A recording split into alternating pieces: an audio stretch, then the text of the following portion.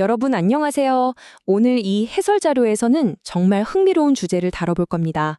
바로 우리 평범한 일상 속에서 깊은 의미와 진짜 숨겨진 기쁨을 찾아내는 파격적인 심리학에 대한 이야기거든요. 그냥 하루하루를 버티듯 살아가는 게 아니라 뭔가에 완전히 푹 빠져드는 그 짜릿한 느낌. 다들 아시죠? 그 비결이 과연 무엇인지 지금부터 저와 함께 하나씩 파헤쳐보겠습니다. 자, 준비되셨나요? 네, 오늘 우리가 살펴볼 전체적인 흐름입니다. 제2차 세계대전의 혼란 속에서 출발해서 외적 보상의 한계를 짚어보고요. 몰입이라는 놀라운 발견을 거쳐 놀이의 즐거움에 대한 데이터 분석, 그리고 마지막으로 우리 삶을 직접 충만하게 설계하는 방법까지 이렇게 5단계로 핵심만 집어서 빠르게 넘어가 보겠습니다. 첫 번째 섹션, 혼돈 속에서 의미 찾기입니다. 한 심리학자의 호기심 어린 여정이 어떻게 시작됐는지 한번 볼까요? 여러분 스스로에게 한번 이 질문을 던져보시죠. 도대체 무엇이 우리 삶을 진정으로 살 가치가 있게 만드는 걸까요?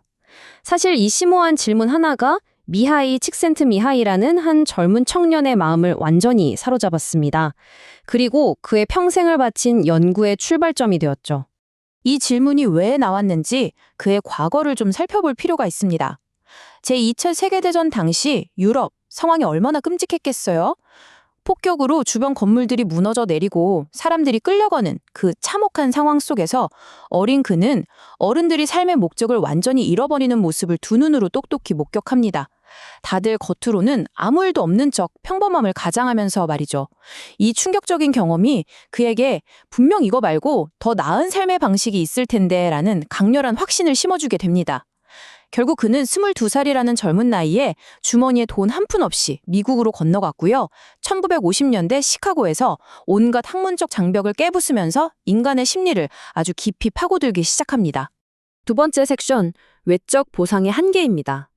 우리가 흔히 아는 그 단금과 채찍이라는 방식이 왜 결국엔 실패할 수밖에 없는지 이야기해보죠. 우리 사회는 흔히 인간을 아주 단순한 두 가지 모델로 단정 지어버리는 경향이 있습니다. 오로지 돈, 지위 같은 경제적 이익만 쫓는 호모 이코노미쿠스, 아니면 주변 사람들의 눈치를 보며 사회적 기준에만 맞추려는 호모 소시올로지쿠스, 이렇게 말이죠. 현대문화는 우리가 이런 뻔하고 물질적인 외부 보상에 의해서만 움직인다고 너무 쉽게 치부해버립니다. 근데 우리가 진짜 그렇게 단순한 존재일까요? 이 부분이 정말 중요합니다.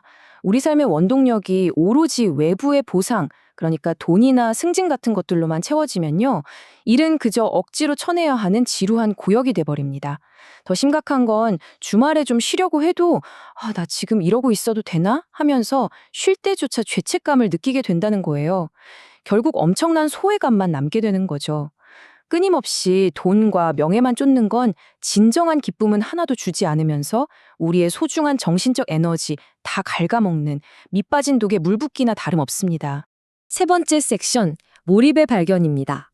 여기서부터 드디어 내적 동기라는 아주 흥미로운 미스터리가 밝혀지기 시작합니다. 아니 도대체 왜 사람들은 돈을 주는 것도 아닌데 목숨까지 걸어가며 암벽을 등반하고 몇 시간씩 앉아서 그림을 그리는 걸까요? 정말 궁금하지 않나요? 당시 연구자들은 화가들을 관찰하다가 완전 혼란에 빠졌습니다. 밤을 꼬박 세워서 미친 듯이 그림에 매달리던 화가가 막상 작품이 딱 완성되니까 그걸 구석에 휙 처박아 두고는 바로 흥미를 잃어버리는 거예요. 기존의 전통적인 심리학으로는 도저히 아예 설명 자체가 안 되는 기이한 현상이었죠.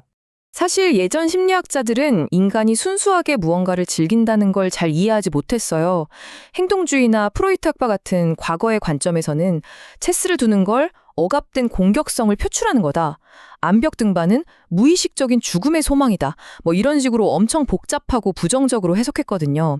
솔직히 좀 황당하죠? 하지만 현실의 데이터가 보여준 진실은 훨씬 명쾌했습니다. 사람들은 뭔가 결핍되어 있어서가 아니라 그냥 그 행위 자체가 주는 순수한 기쁨 때문에 그 일에 완전히 빠져드는 거였어요. 그래서 학자들이 이 현상을 설명하려고 자기 목적적, 영어로는 오토텔릭이라는 새로운 학술 용어를 만들어냅니다. 이게 그리스어에서 온 건데요. 스스로를 뜻하는 오토와 목적을 뜻하는 텔로스가 합쳐진 말입니다. 풀어보자면 외부에서 주어지는 보상 따위는 전혀 없어도 내 에너지를 듬뿍 쏟아가며 오직 그 활동 자체를 위해 하는 행동을 뜻하죠.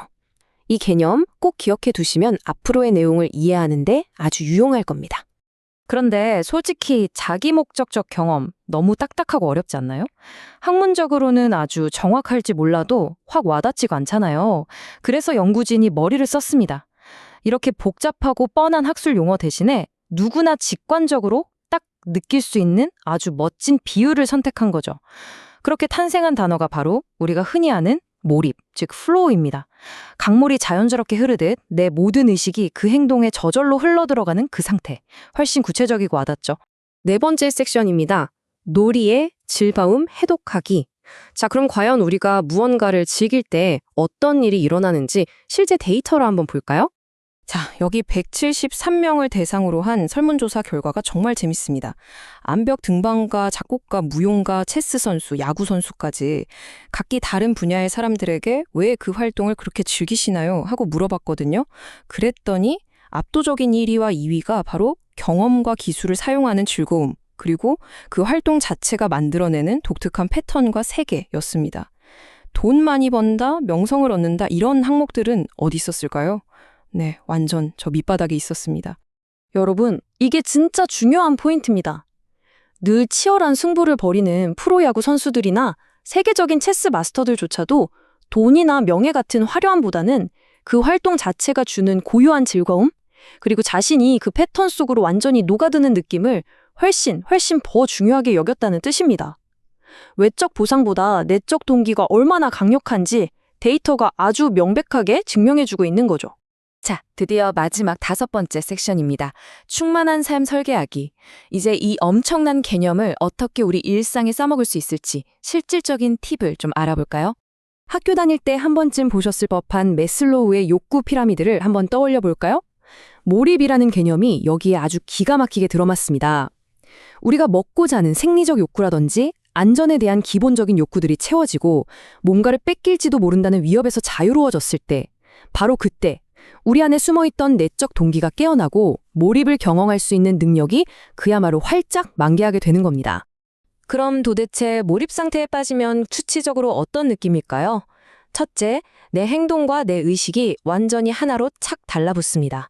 둘째, 남들이 나를 어떻게 볼까 하는 쓸데없는 자의식이 싹 사라져요. 셋째, 하기 싫은 일과 쉬는 여가 사이의 선이 마법처럼 싹 지워집니다. 마지막으로 누가 돈을 주거나 칭찬해주지 않아도 그냥 그 자체로 엄청난 희열을 느끼죠. 이게 바로 몰입의 본질입니다. 좋은 건 알겠는데 내 일상은 너무 바쁘고 팍팍한데 어떡하죠? 라고 생각하실 수 있어요. 그래서 자료에서 제안하는 3가지 구체적인 실천 단계를 가져왔습니다. 첫 번째, 아침에 일어나서 기지개를 켜거나 매일 정해진 시간에 차를 한 잔 마시는 것처럼 아주 작지만 온전히 나에게 집중하는 시간, 즉 미시적 몰입을 찾아보세요.